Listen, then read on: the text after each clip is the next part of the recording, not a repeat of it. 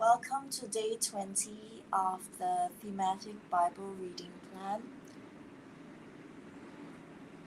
The program link can be found in the description box, so you can read along. Today, we're going to be reading from Genesis 36 and Matthew 14, and it will be the NIV Bible.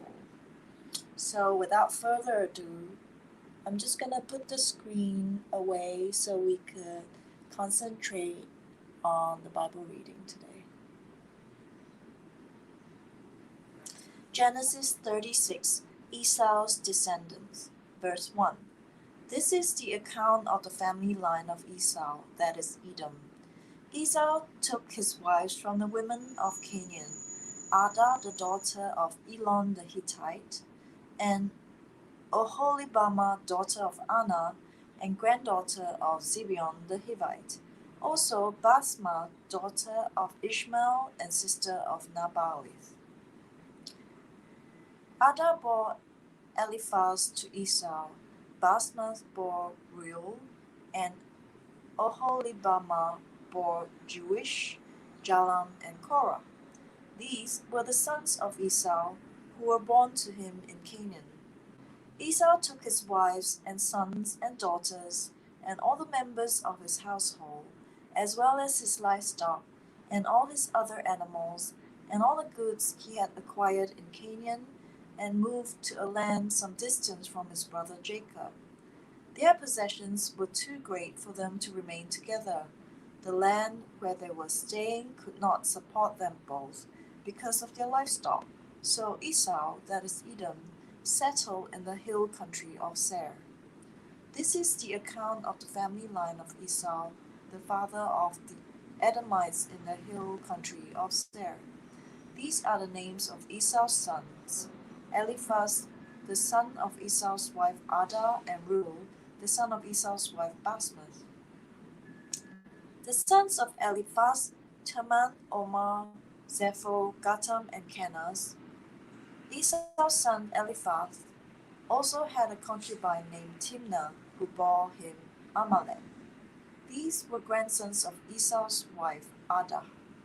The sons of Reuel: Nahath, Zerah, Shammah, and Mizah.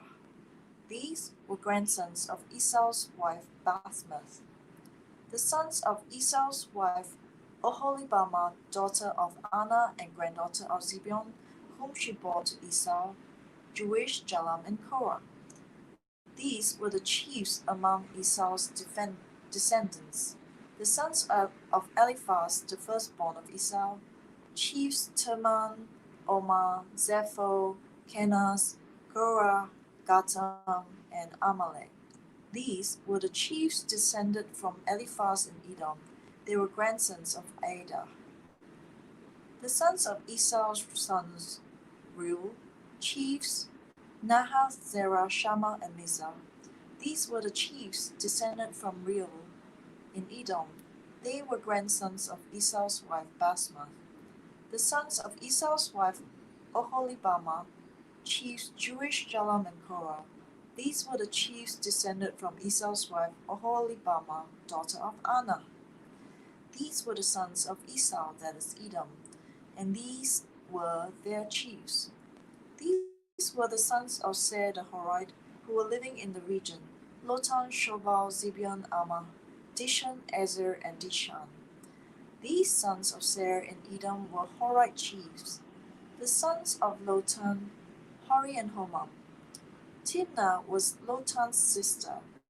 The sons of Shobal: Alvan, Manahath, Ebal, Shepho, and Onam. The sons of Zibeon: Aiah and Anna. This is the Anna who discovered the hot springs in the desert while he was grazing the donkeys of his father Zibeon. The children of Anna: Dishan and Oholibamah, daughter of Anna. The sons of Dishan: Hamdan, Eshban, Ithran, and Keran. The sons of Ezer: Bilhan, Zavan, and Akan. The sons of Dishan: Uz and Aran. These were the Horite chiefs. Lotan, Shobal, Zibeon, Anna, Dishon, Ezer, and Dishan. These were the Horite chiefs according to their divisions in the land of Seir. The rulers of Edom, verse 31. These were the kings who reigned in Edom before any Israelite king reigned. Bela son of Beor became king of Edom. His city was named Dinhabah. When Bela died, Jobab son of Zerah from Bozrah succeeded him as king. When Jobab died, Husham from the land of the Temanites succeeded him as king. When Husham died, Hadad son of Bedad, who defeated Midian in the country of Moab, succeeded him as king. His city was named Avith. When Hadad died, Samlah from Masrekah succeeded him as king. When Samlah died, Shaul from Rehoboth on the river succeeded him as king. When Shaul died, Baal-Hanan son of Akbor succeeded him as king. When Baal-Hanan son of Akbor died, Hadad succeeded him as king. His city was named Pau, and his wife's name was Mehetabel, daughter of Matred, the daughter of Mezabat. These were the chiefs descended from Esau by name, according to their clans and regions: Timnah, Elva, Jetheth, Aholibama, Elah, Pinon, Kenaz, Terman, Mibzah, Magdil, and Iram. These were the chiefs of Edom, according to their settlements in the land they occupied. This is the family line of Esau, the father of the Edomites. Matthew 14. John the Baptist beheaded. Verse 1. At that time, Herod the Tetrarch heard the reports about Jesus, and he said to his descendants, "This is John the Baptist. He has risen from the dead. That is why miraculous powers are at work in him." Now, Herod had arrested John and bound him and put him in prison because of Herodias, his brother Philip's wife. For John had been saying to him, "It is not lawful for you to have her." Herod wanted to kill John, but he was afraid of the people, because they considered John a prophet. On Herod's birthday, the daughter of Herodias danced for the guests, and pleased Herod so much that he promised with an oath to give her whatever she asked.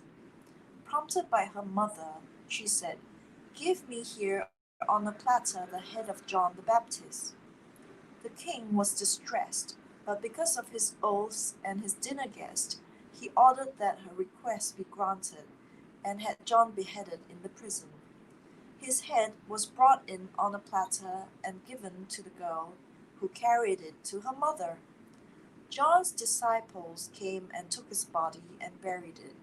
Then they went and told Jesus. Jesus feeds the 5,000. When Jesus heard what had happened, he withdrew by boat privately to a solitary place. Hearing of this, the crowds followed him on foot from the towns. When Jesus landed and saw a large crowd, he had compassion on them and healed their sick. As evening approached, the disciples came to him and said, "This is a remote place, and it is already getting late. Send the crowds away so they can go to the villages and buy themselves some food."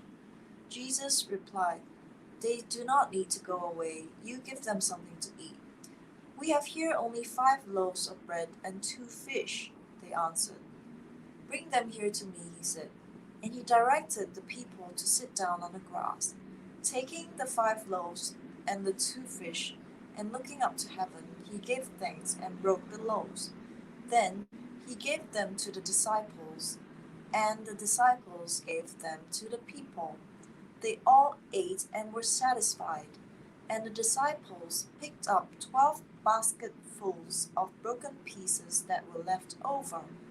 The number of those who ate was about 5,000 men besides women and children. Jesus walks on the water. Verse 22. Immediately, Jesus made the disciples get into the boat and go on ahead of him to the other side, while he dismissed the crowd. After he had dismissed them, he went up on a mountainside by himself to pray. Later that night he was there alone, and the boat was already a considerable distance from land, buffeted by the waves because the wind was against it. Shortly before dawn, Jesus went out to them, walking on the lake. When the disciples saw him walking on the lake, they were terrified. "It's a ghost," they said, and cried out in fear. But Jesus immediately said to them, "Take courage, it is I, don't be afraid." "Lord, if it is you," Peter replied, "tell me to come to you on the water." "Come," he said. Then Peter got down out of the boat, walked on the water, and came to Jesus. But when he saw the wind, he was afraid and beginning to sink, cried out, "Lord, save me." Immediately Jesus reached out his hand and caught him. "You of little faith," he said, "why did you doubt?" And when they climbed into the boat, the wind died down. Then those who were in the boat worshipped him, saying, "Truly you are the Son of God." When they had crossed over, they landed at Gennesaret. And when the men of that place recognized Jesus, they sent word to all the surrounding country. People brought all their sick to him and begged him to let the sick just touch the edge of his cloak, and all who touched it were healed.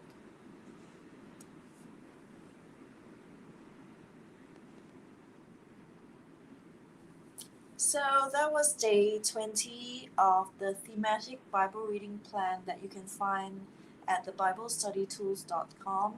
I had just read Genesis 36 and Matthew 14.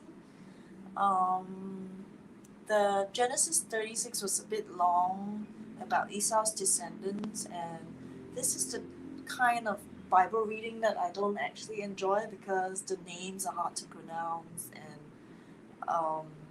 it is many generations down. It's hard to keep track unless there was a chart to see the family tree of Esau.